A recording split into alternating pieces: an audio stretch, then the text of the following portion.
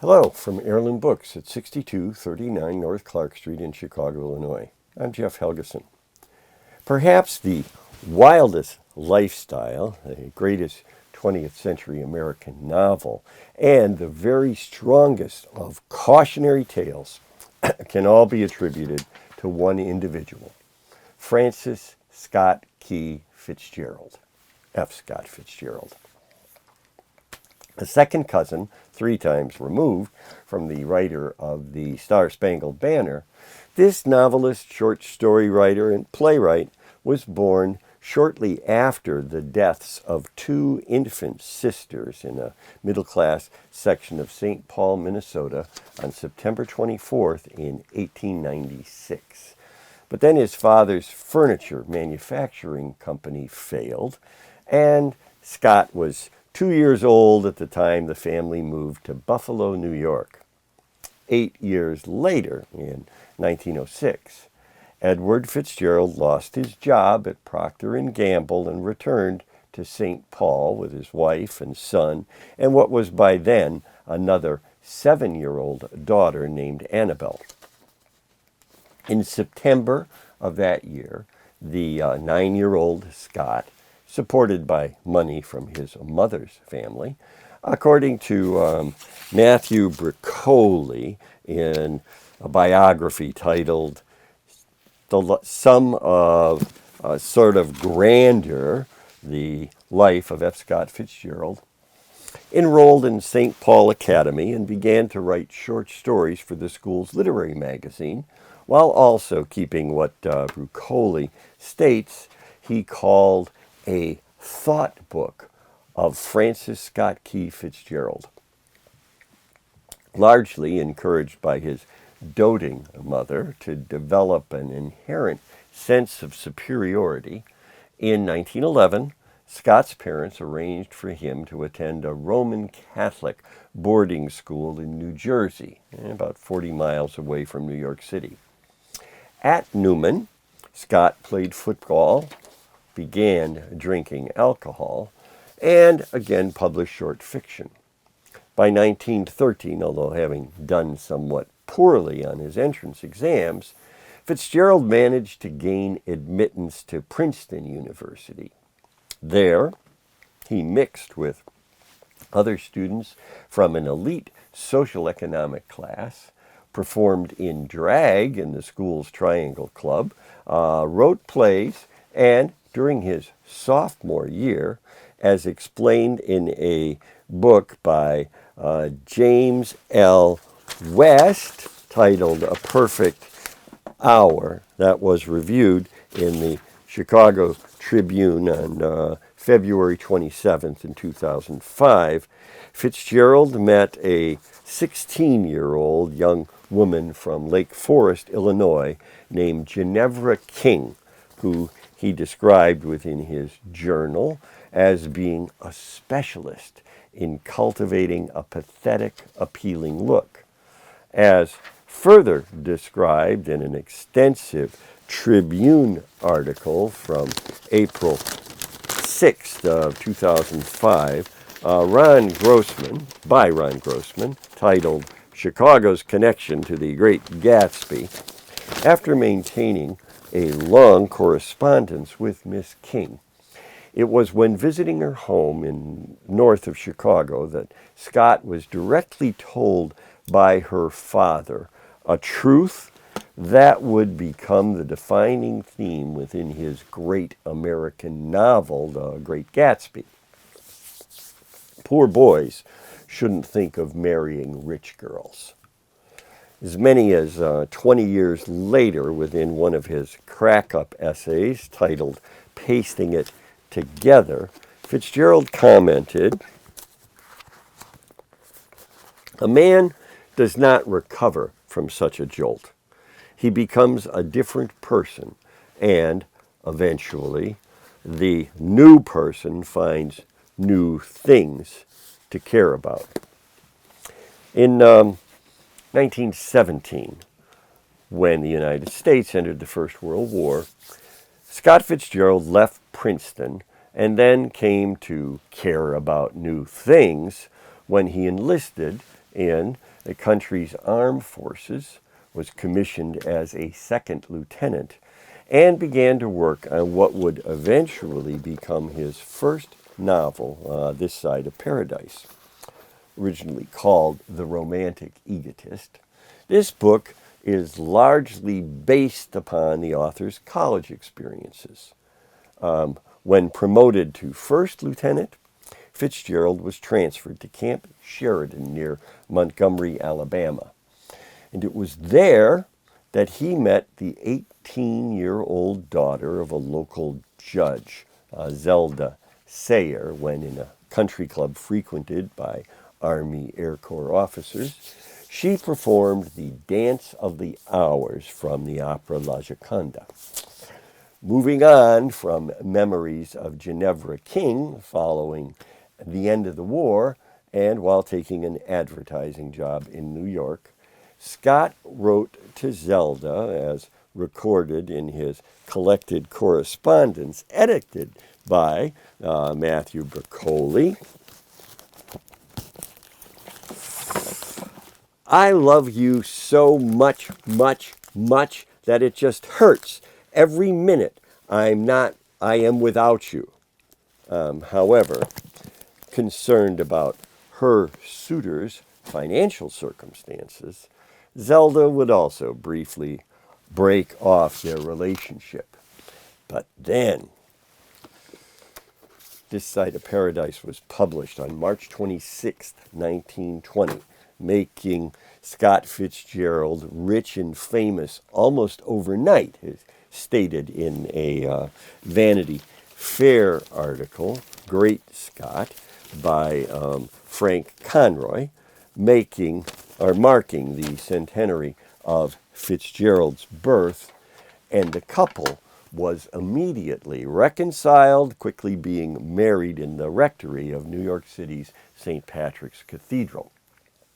Now, this is pretty much the point at which the infamous saga of F. Scott and Zelda Fitzgerald was really to begin, including notorious bootleg gin-inspired Prohibition-era rides on the tops of New York City taxicabs, drunken splash dancing in the fountain outside the Plaza Hotel, hamster wheel style running in circles inside hotel revolving doors, a quick visit to Europe, and after a return to the States, a wild DUI road trip to Montgomery, Alabama, as depicted in 2017 Amazon Studios television series called The Beginning of Everything, briefly moving to St. Paul again, and then relocating to Long Island, New York in 1923, near a bootlegger named Max Gelrich, who once wrote Fitzgerald a note, according to the Broccoli biography, referring to the author as old sport, a repeated expression used by the fictional character of Jay Gatsby, a name possibly derived from the 1920s gangster slang for a machine gun, Gat, which in itself was derived from the American Civil War era weapon, a Gatling gun. It was also at alcohol binging weekend parties in their Long Island home. I recall being told by one of my former university instructors that the Fitzgeralds required guests to sign waivers disavowing any and all commitments made by their chronically inebriated hosts between sundown on Friday evenings and sunrise on Monday mornings. During this same time, however, F. Scott Fitzgerald somehow managed to write and publish a collection of 8 short stories under the title Flappers and Philosophers before the birth of a daughter named Scotty in 1921, and then achieved the publication of a second novel called The Beautiful and the Damned, followed by another collection of short stories, 6 Tales of the Jazz Age, which included the curious case of Benjamin Button that inspired a 2008 motion picture starring Brad Pitt. In 1923, F. Scott Fitzgerald's play, The Vegetable, dramatically failed during a tryout in Atlantic City, and he moved with his wife and daughter to Paris. Although meeting and mingling with the expatriate Lost Generation writers and even recommending the young Ernest Hemingway to Maxwell Perkins, Fitzgerald's editor at Charles Scribner's Sons Publishers, in Paris in the 1920s for Scott and Zelda, it was more champagne at the Ritz Hotel bar in Plaza Vendôme than Bordeaux in the Latin Quarter of the left bank. Within a year, the Fitzgeralds moved to the Riviera, and it was there that The Great Gatsby was written, and that while her husband was busy on his novel, 7 to 10 hours a day every day, Zelda apparently engaged in an extramarital affair with a French aviator named Edouard Jozan, resulting in a drunken episode during which her husband locked her into their home and which would later pretty significantly affect their marriage and much of the course of the rest of their lives, as well as inspire a portion of the novel Tender is the Night and Zelda's own book, Save Me the Waltz, in addition to circumstances being reversed and a deceased wife being locked outside during a storm in F. Scott Fitzgerald's Depression era.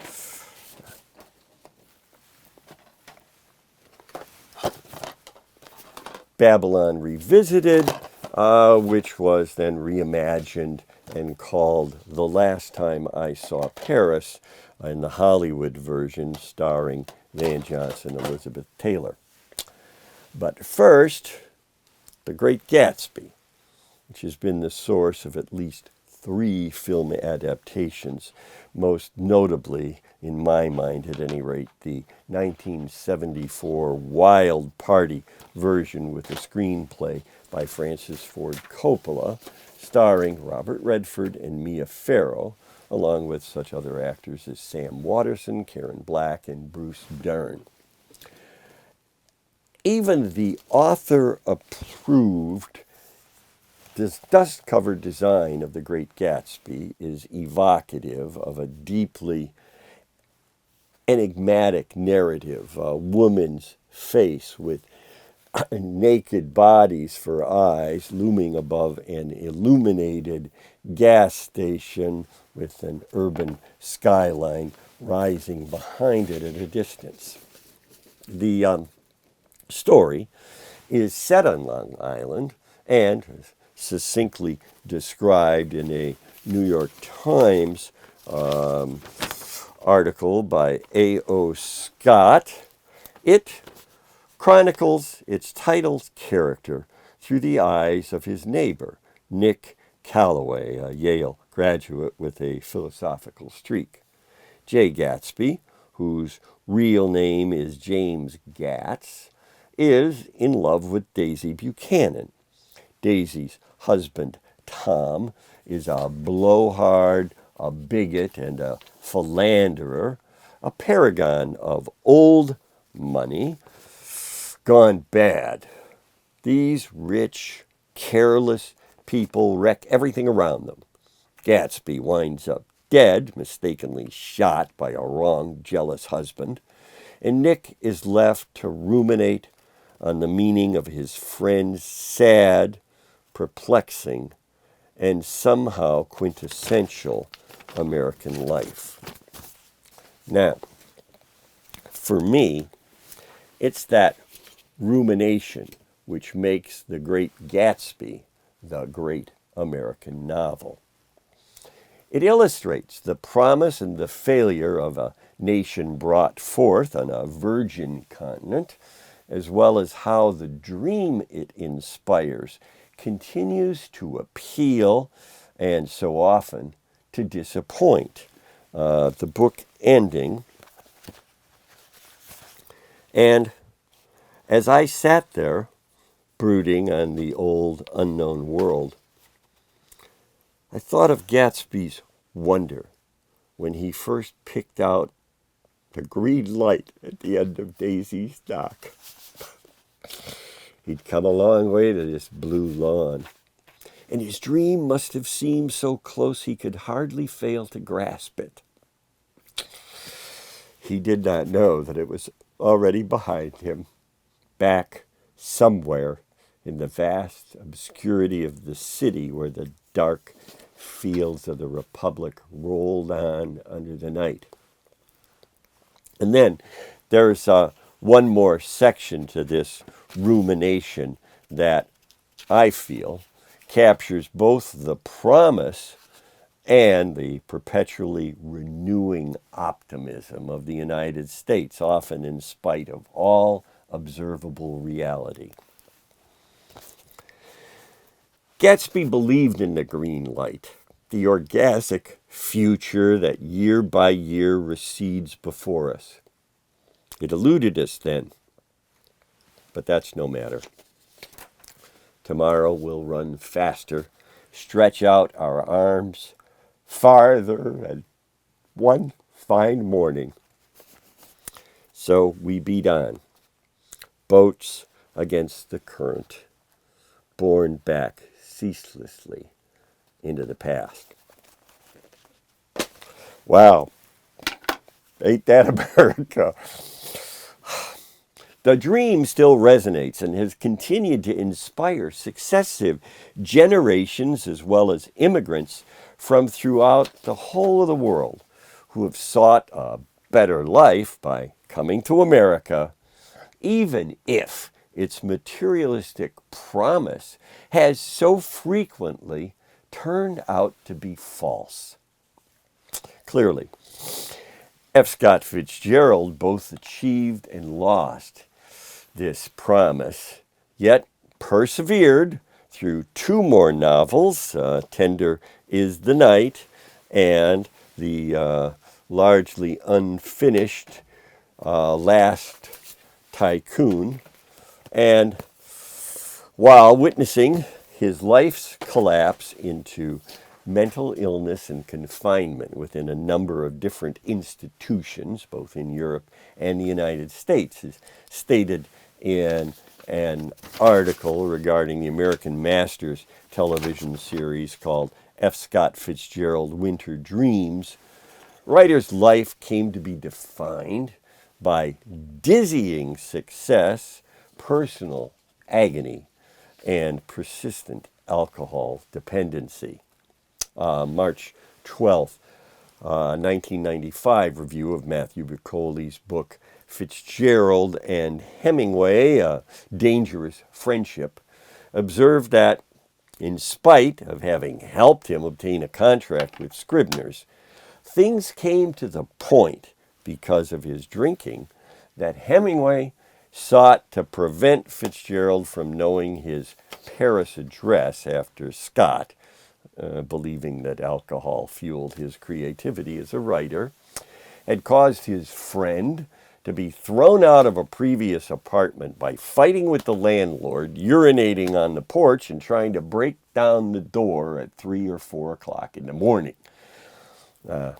Following Zelda Fitzgerald's breakdown, after driving herself to try and revive her career as a ballet dancer, Hemingway observes in his A Movable Feast that when Zelda had called the size of her husband's manhood into question, he'd become compelled to bluntly tell Fitzgerald, "Zelda is crazy. There's nothing wrong with you." It was her psychiatrist, who suggested that Zelda Fitzgerald write her own version of things within the novel Save Me a Waltz.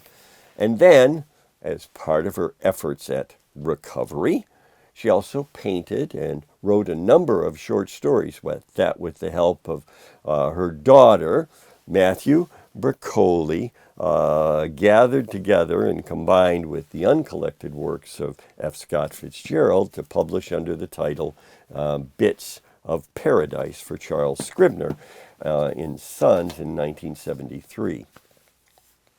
With Zelda intermittently confined to an asylum in Baltimore and later outside Asheville, North Carolina, where she died in a fire in 1948, her body only identified by a charred slipper, as Nancy Milford explains in her book titled Zelda.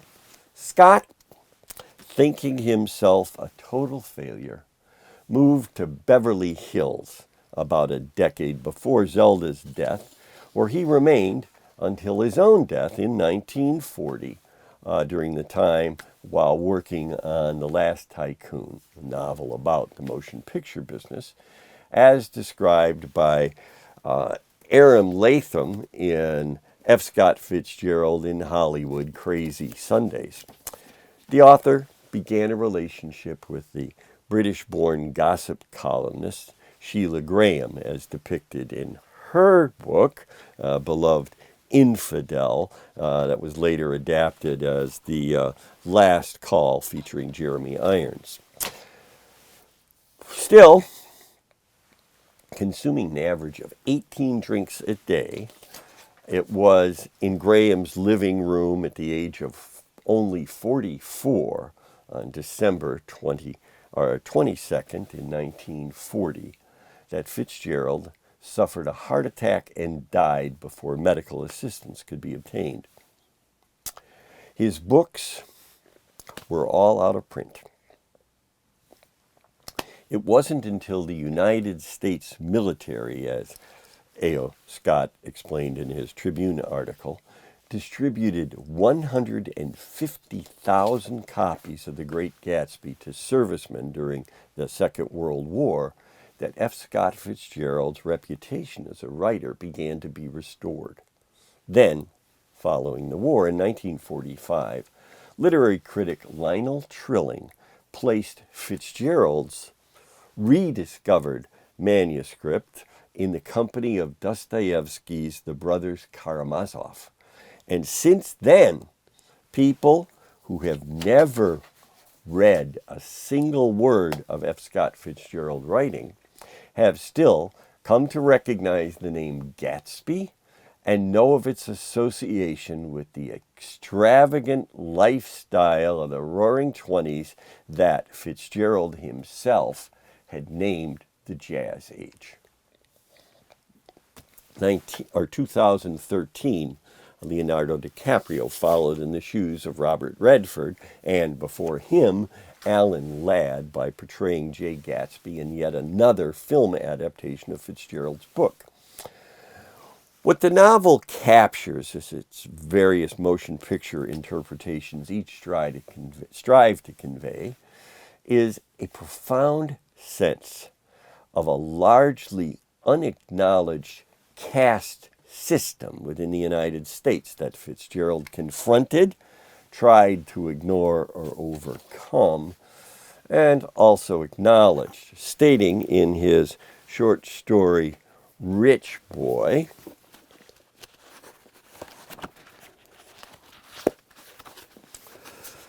let me tell you about the very rich. They are different from you and me.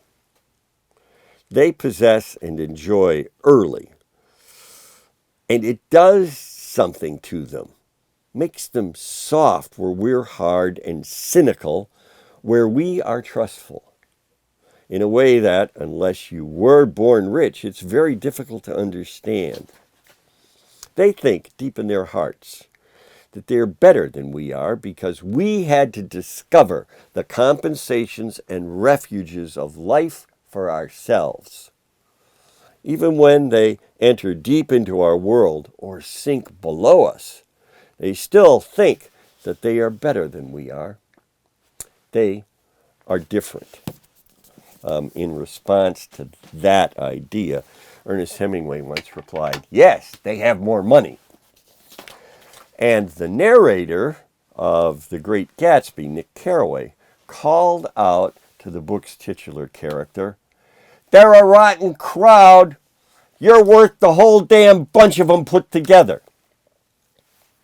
Still, the truth seems to be that there is a difference which F. Scott Fitzgerald demonstrated within his work, while also living a self-destructive life of persistent overindulgence and excess that destroyed both himself and his wife, but left a lasting legacy of eloquent literature in the form of 4 completed novels, the unfinished manuscript for The Last Tycoon, the novella A Diamond as Big as the Ritz, and well over 150 separate short stories, in addition to his various essays, plays, and sketches, along with an intensely lived cautionary tale of failed promise in the form of a sobering warning for anyone